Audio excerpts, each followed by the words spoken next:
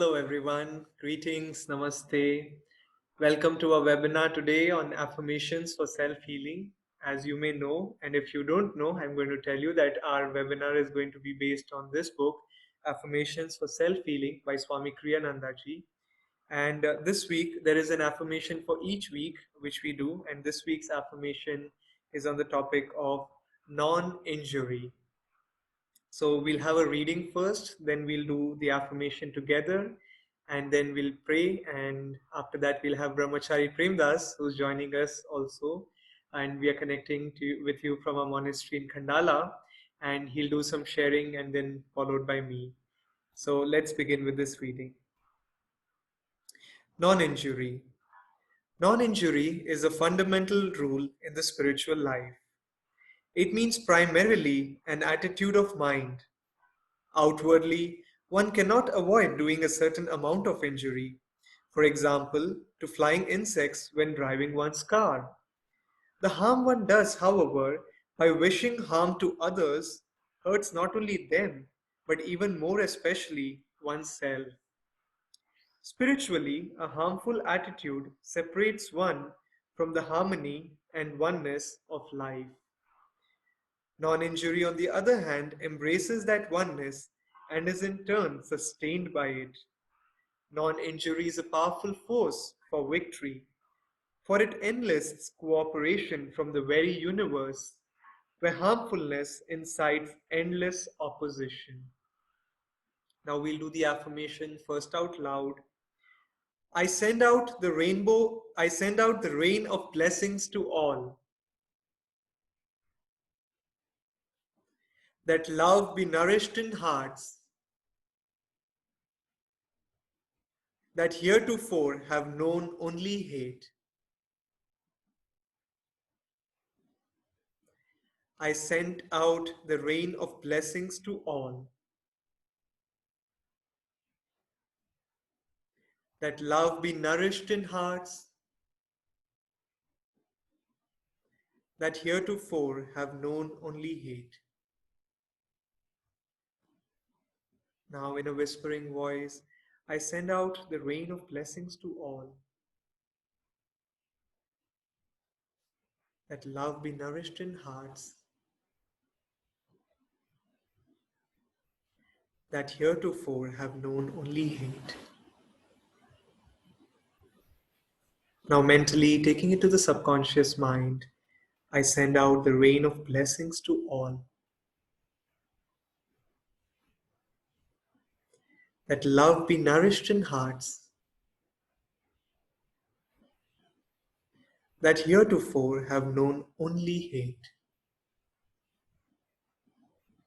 Now mentally, but this time having our attention at the point between the eyebrows and taking this affirmation into the superconscious mind, I send out the rain of blessings to all. That love be nourished in hearts that heretofore have known only hate. Let's now mentally pray, Divine Mother, when others seek to hurt me, give me the wisdom to see that victory lies in blessing them, not in revenge. If I respond with anger, the loss will be mine, even if mine also is the outward victory, for inwardly I will have been hurt indeed. But if I return blessings for their blows, I shall remain ever safe within the impregnable walls of my inner peace. Now I'll hand it over to Brahmachari Premdas, who will share with us on this topic of non-injury. Thank you, Vineet, and welcome everyone again. Today's topic is non-injury. So as you know, we take each topic from each week of the affirmation for self-healing. We also repeat it daily in the monastery in the morning before we start our seva. This is also like a glue agent where it all helps us to bond together well in the monastery. So you could also try this at home, maybe with your family. Yeah. So to start with, we all know in creation, there are some laws or rules which operate. Scientists who try to explore these laws of creation are in our culture called as sages. They have given us some guidelines. When followed, this will help in or quicken our evolution. So, for example, now in a mundane level, if one of the parents comes up with this guideline or law rule that says don't touch the fire to a small kid. Now, if the kid touches it, it gets hurt. So, following or not following, believing in the law or not believing in the law doesn't matter. If someone does it, the consequences are always there. So now basic moral principles of yoga, similar to the creation in yoga, are listed in the Yoga Sutras of Patanjali under two general headings, yamas and niyamas. So now let's see what does. So now as you all know, yoga means union. It's in one way union of this limited self with the absolute self. Now Patanjali's profound Yoga Sutras or aphorisms have been looked upon for millennium as yoga's definitive scripture. He wrote, Yogaschitta Vritti Nirodha. Yoga is the neutralization of the waves of feeling. Now, why am I telling this? It'll come back again through the topic as I cover the next part of it. You'll come to know why we really need to know that yoga is the neutralization of the waves of feeling. So now coming back, like the rules, laws. Now, according to yoga, there are some few laws laid out by our sage Patanjali. Now, one among them, yamas and niyamas. So now in yamas are not to do's, and niyamas are to do's in a way, in short keyword. Now, what is the first of yamas? It's non-injury. The same topic which we have, ahimsa, non-violence. Okay. Now, also as you know, non-violence is a topic, and Sri Yukteswarji, our Guru's Guru, Paramahansa Yoganandaji's Guru, said that this word is inconveniently placed for practicing ahimsa completely. Now, also Patanjali says, puts out this ahimsa to be followed, and now also our Guru says that it cannot be practiced presently in its full extent. For example, like Swamiji tells in this reading, the flies or creatures that kill while driving a car, you can't avoid it. And for that, you can't break your head because it happens. Now, what we can do here is, now there should not be on our side any thwarting cross currents of ego. For example, instead of, now I'm going to give you an example, a story. I think this is mostly in the Conversations with Yogananda in the same book. This is the story of Ralph, a devotee of Master Yoganandaji. He used to run over the rabbits whenever he used to drive the car. He used to not really worry about it, and he also had a lot of fun. See, now that's where the problem comes. If he did not realize he was driving over them, that's one thing. Now he used to like purposefully have fun with it and drive over the rabbits.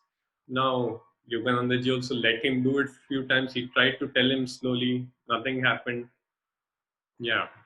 So now what happens if we cause injury? I'll come back to the story in a little bit. Now what happens if we cause injury to others? You all know the law of karma.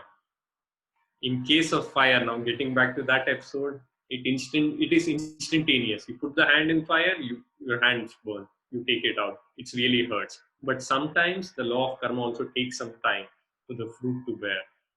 So now in this story, I'm coming back to now to the Ralph's incident, Master's devotee.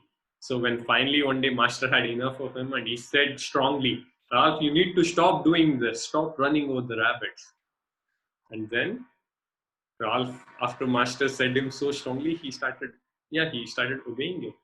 And now I can't remember the exact part of the story here, what really happens, but what really happens, as far as I remember, is one day after he started obeying it, when he comes to a scene where he has to do it, he just brakes the vehicle and tries to avoid doing it. And to his luck, he realizes one of the wheel tires starts rolling off the car. So in this case, I think it was due to Master's grace. There was no time difference between the effect of his karma from his past. It just passed away there. If he hadn't listened, the car would have crashed somewhere. If he hadn't braked at that moment, the wheel going the other direction and his car going there would have been a bad thing for our all. So now Guru can do so many miracles, change our karmas. So that's why I think we all know how much the presence of Guru has changed our lives now. Now also now Params Yogananda ji brought this topic that when any country attacks your country, Master was strong that we must be able to protect ourselves. He said that it's our dharma that we don't impose our will on others, and at the same time let's not allow others to take advantage of us. So now I would like to repeat to you a story which you might have heard before. This also, Master had told this also. Sri Ramakrishna's one of the favorite stories of his. This is the story of Cobra. I think it might be mentioned in autobiography of Yogi also. So now this Cobra one day was scaring all the children and was hurting them. So this one day a saint was walking by and he said to the Cobra, "Why are you so non-violent?" And he scolded the Cobra. Why are you so violent?" And he scolded the Cobra. From that day, now this is in a different age, I think, but the Cobra also had this consciousness to listen to the saints. So it listened to the saint and it started obeying the rule and it thought it should not hurt anyone. So from that day, now the saint passed away. So now it started going around. Now from now on, the children who lived in the area started realizing this Cobra was not hurting them. So from then they started throwing stones and they started playing. At one point they had so much fun that they hit him so badly that he was in no way to even move around. And finally one day the saint comes back and then he sees the Cobra in this condition. He says, "What happened to you? I told you not to hurt them." And Cobra explains the story and he said, "I told you not to hurt them, but I did not tell you not to hiss." So the moral of the story is, yeah, why do you not want to? Why do you allow others to take advantage when you also can be strong? And we should not hurt others, but at the same time, we should not let others hurt us also. So now there is one test to know if you have excelled in practicing non-violence. It says that even the wild animals are going to stay lame and they are going to, when love, they come for getting patted. In case of like Paramahansa Yogananda ji, once when he was a young kid, it was during Ranchi, I think he was teaching his students, he had taken in a batch and suddenly he saw a tiger, wild tiger. But now saints have that power where the wild tiger became tame, it came near master, then it yawned and it went away. But everybody should realize that we all are at different levels. Otherwise, if we start trying to practice non-violence, when we have not reached that level, we'll end up practicing non-violence in the stomach of the tiger. So now, today, I am going to end my part of this talk by telling you, by reading out a question and answer or an interview session of Swamiji. This was during the 9/11 time when the world was in grief, also angry. The US was angry over what happened to it. Now there was this question asked to Swamiji. The question is, given the current situation, Swamiji, do you believe a non-violent movement like Gandhi led would be possible for the US and the world leaders? Well, Swamiji replies, non-violence is not a passive principle. If the people and their leaders and no leader can do more than the people led by him will accept, are not prepared to understand and to adopt non-violence as Gandhi did in a dynamic way, it would be mere passivity and would amount to cowardice. Moreover, the power of non-violence must be greater than the power of violence it opposes. Is it realistic to think that it can be the only solution for nations? I don't say for individuals. That is, the only solution for nations is to use common sense. The best they can reasonably expect when meeting evil is to control it without adopting its attitudes of anger and hatred. So I think just closing this thing, telling that we need to practice non-violence at the same time, we should adhere to the common sense.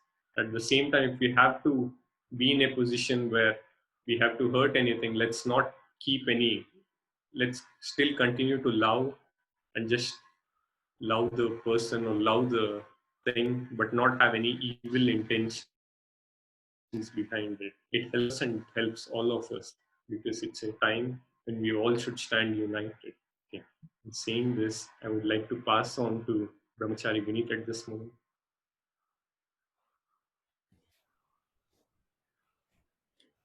Thank you, Premdas.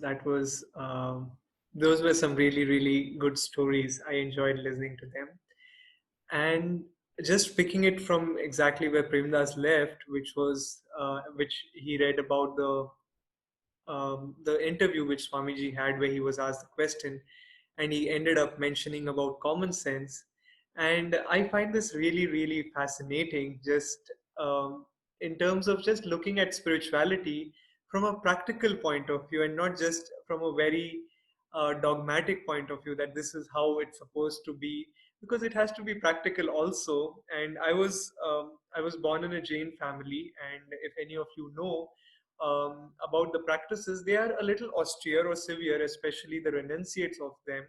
And it didn't make sense to me that, of course, it's important for them not to eat non vegetarian food and everything. But I thought, how can we, like Swamiji says, literally apply the principle of ahimsa over here? Because it's difficult when even eat vegetables. In some ways you're killing them.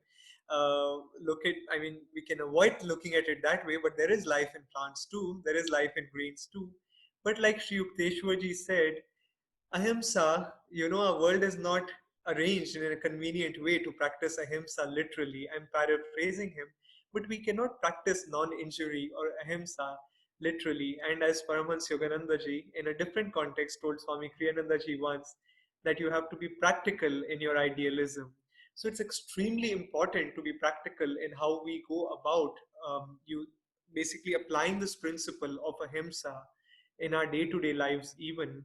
And what Swami Kriyanandaji emphasizes and what Yoganandaji emphasized in his teachings was not about literal practicing, as Premdas was explaining to us, but the attitude of it. There is a really, really nice story, or actually, not about this, not nice or bad or good, but the lesson is very poignant, or at least it was very uh, moving for me to clarify the principle of ahimsa, which was Paramahansa Yoganandaji was with his guru, Swami Sri Yukteswar, and he was just in his guru's presence, and suddenly there was this mosquito, and he landed on Paramahansa Yoganandaji, and it was, well, what do mosquitoes do? He was basically, having fun on Paramahansa Yoganandaji's body and sucking the blood. And that was a nuisance, certainly. And at that very moment, Paramahansa Yoganandaji raised his hand to, give a death blow to the mosquito. And the very moment he lifted his hand, this thought came to him about Patanjali's Yama, which Premdas was talking about, on ahimsa, non-injury, non-violence. And that very moment he paused and he took his hand down, and his guru saw this and he said, "Why didn't you finish the act?" And Yoganandaji was surprised, and he said, "Well, do you, advocate taking life?" And Sri Yukteswarji exactly said what we were discussing about, that the world is inconveniently arranged to literally practice ahimsa. And then, what is more important is that human life is much more, in a later discussion with Yoganandaji, he says that human life is much more important than the life of lower animals. And of course, what is much more important is to see if there is a desire to kill.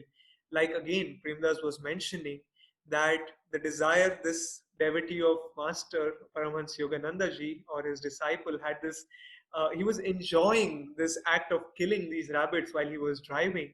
Well, that was a different thing. But versus, if a snake comes in front of you suddenly, or a wild animal, what do you do? Well, you have to either run away from him, or if you can combat it, you have to basically act and see that you basically take its life away before it takes yours. It is practical. And again, yes, we do incur some karma and some sin, but the scriptures, as Yoganandaji said, they also advocate. And actually, Swami Sri Yukteswarji, he said that yes, we do incur some sin, but they say that again, human life is much more higher form, and not because we are higher or whatever, but just that man's nervous system and the amount of time it takes us to take a human life is much longer, and also that finally at this stage we have free will where we can actually offer our lives to seeking God and in a spiritual quest. So in that way man's life is much more important.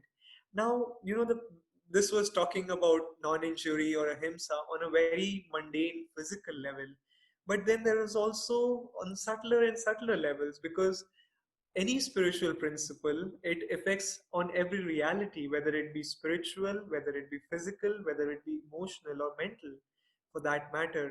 And again, non-violence or ahimsa is not just about, none of us honestly are anyone who's going to go about being, none of us are going to kill people ever. I mean, we have that level of consciousness, otherwise we wouldn't even be listening to this satsang or this webinar.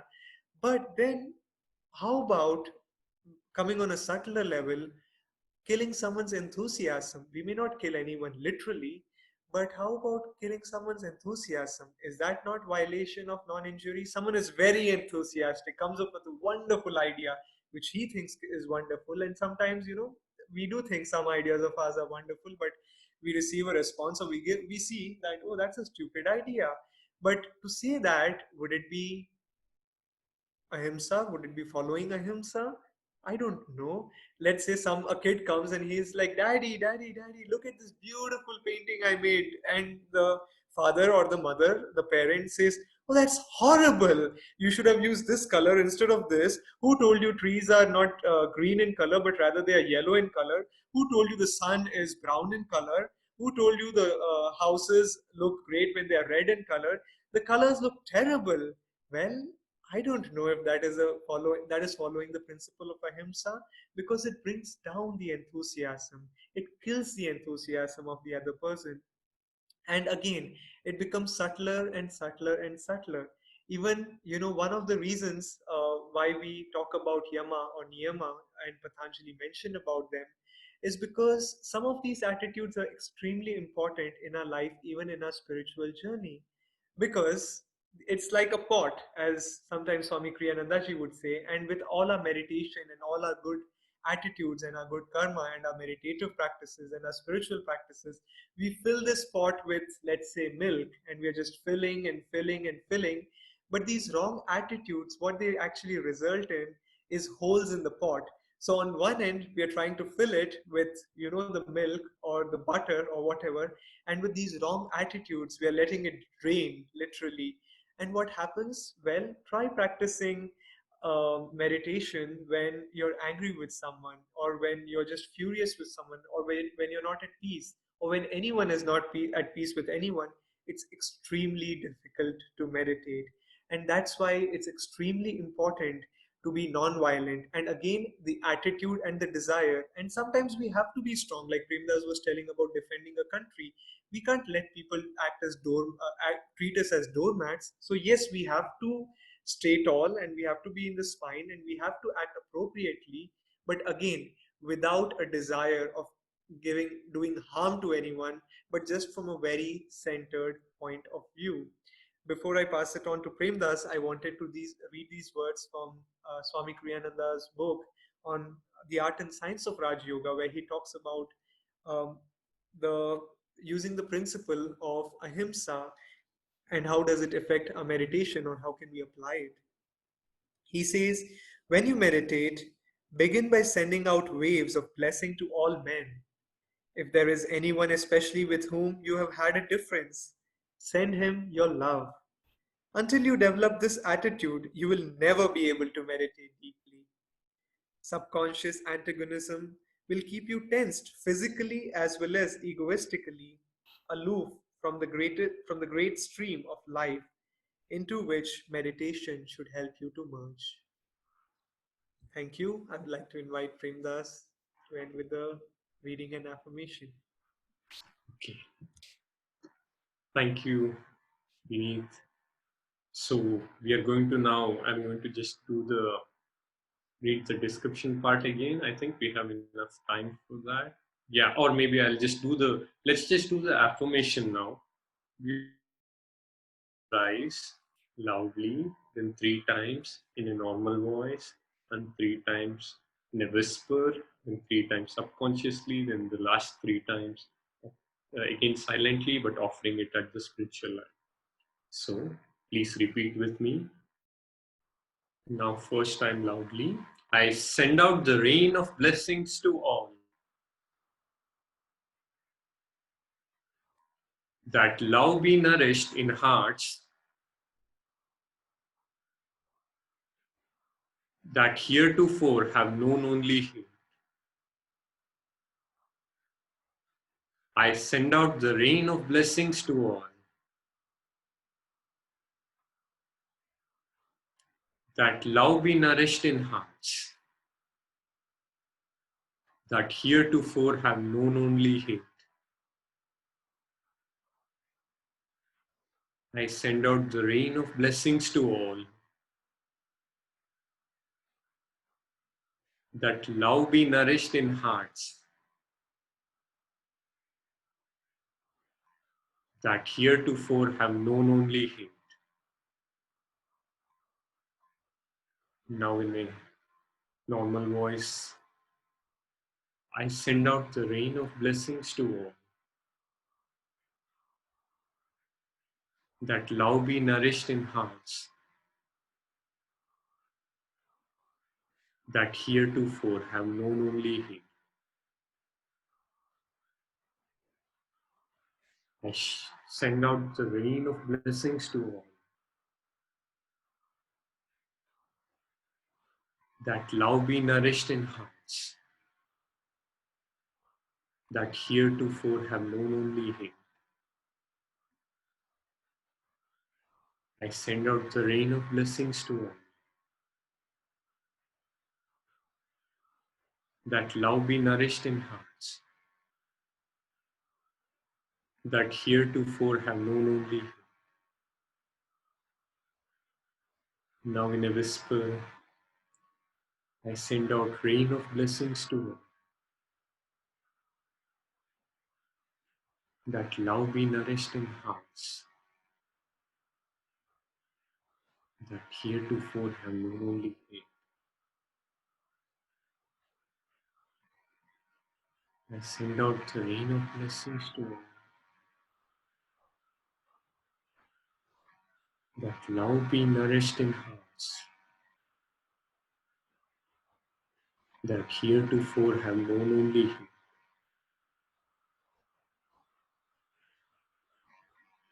I send out the rain of blessings to all, that love be nourished in hearts that heretofore have known only Him.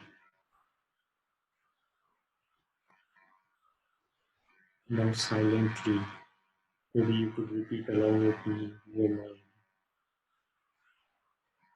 I send out the rain of blessings to all, that love be nourished in hearts that heretofore have known only Him.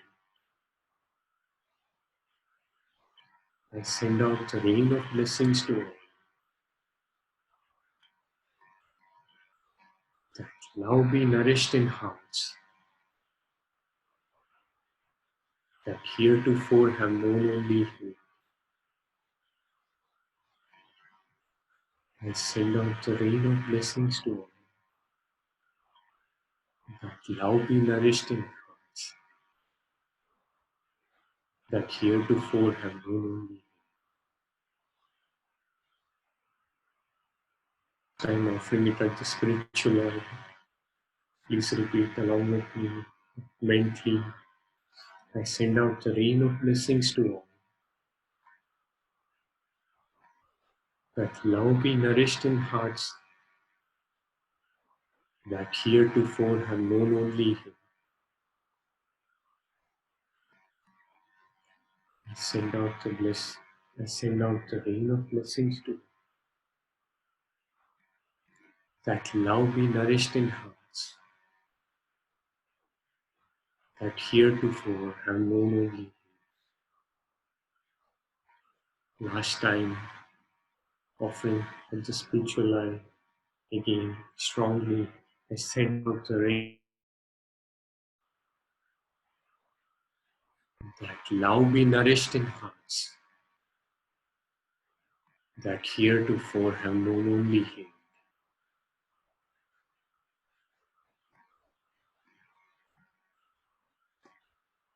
Thank you everyone for joining us this evening. We will come back next week again with one more affirmation. Please try to practice this, try to experiment non-injury this week, and do let us know in the comment section how it went. So, Om Guru, thank you for joining.